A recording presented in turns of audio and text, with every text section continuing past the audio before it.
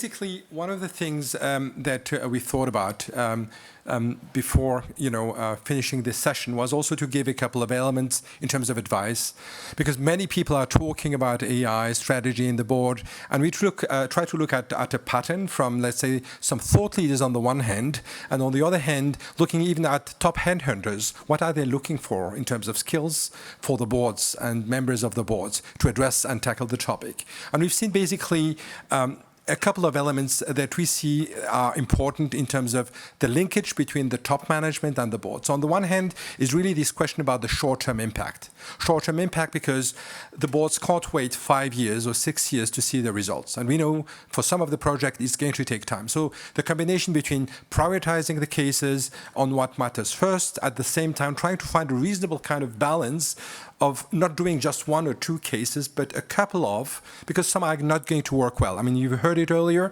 If you just, bet on 1 or 2 cases, maybe they're not going to work perfectly. So it's better to have a little bit more, manage expectations also right, and the ownership also very quickly right, because otherwise it's not going to work. So this is something that is going to give you some credit to make the bigger things. And as we said earlier at the very beginning of the session, if you want to have bigger transformations, and we see AI as really disruptive, particularly with these kind of technologies we've seen the last years, it's really about also having a kind of mid or long-term vision. There are some businesses, some part of your business that may be disrupted. This is real. This is not just a theory. And then the question is about how to balance between the question related to value creation on the one hand and managing risk on the other hand. Because if you want to have it on a bigger bucket of money, then it's really finding the right level of balancing on between these two. And at the end, it's not just having a couple of cases here and a couple of cases there. It's rethinking also about the strategy of your company and embedding AI in the reflection, respectively having a kind of AI roadmap that then needs to connect to the business strategy. And these are the kind of things where it's between the business strategy and the tactical cases and a combination of both. But it can't be just, let's make a couple of quick hacks and a couple of use cases that are going to impact the company over the next couple of 12 months. That is not going to be enough. On the other hand, an important topic that is also quite a lot discussed on the board level right now is on the organization and change side.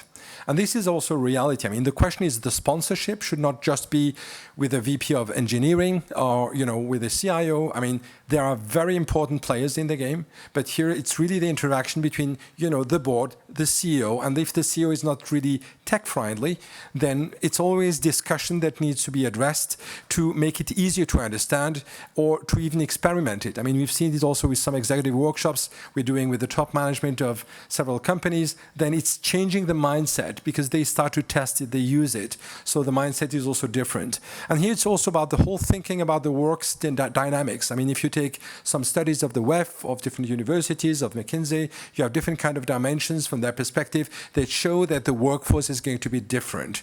Many of the jobs that are going to happen in 3 years are not yet existing. And many of the jobs are going to be either partly automated, augmented, and these are the kind of things that we have to think about, is how to have this kind of reasonable synergy between the businesses and these kind of technologies. And of course, one of the crucial things is also talent. Talent and talent.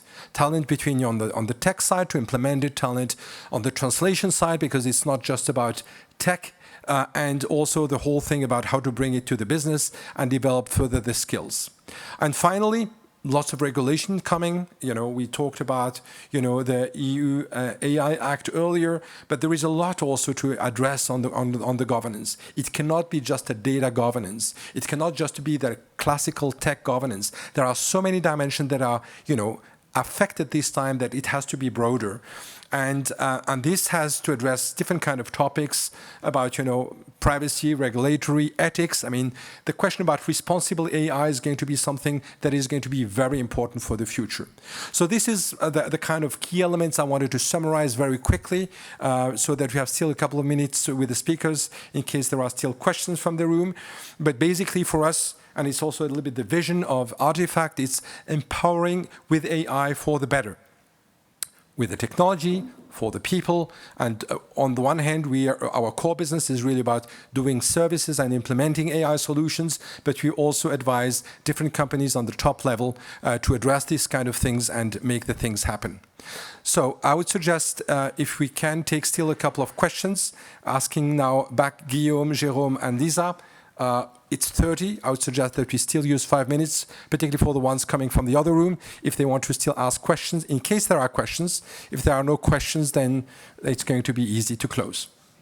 Any questions?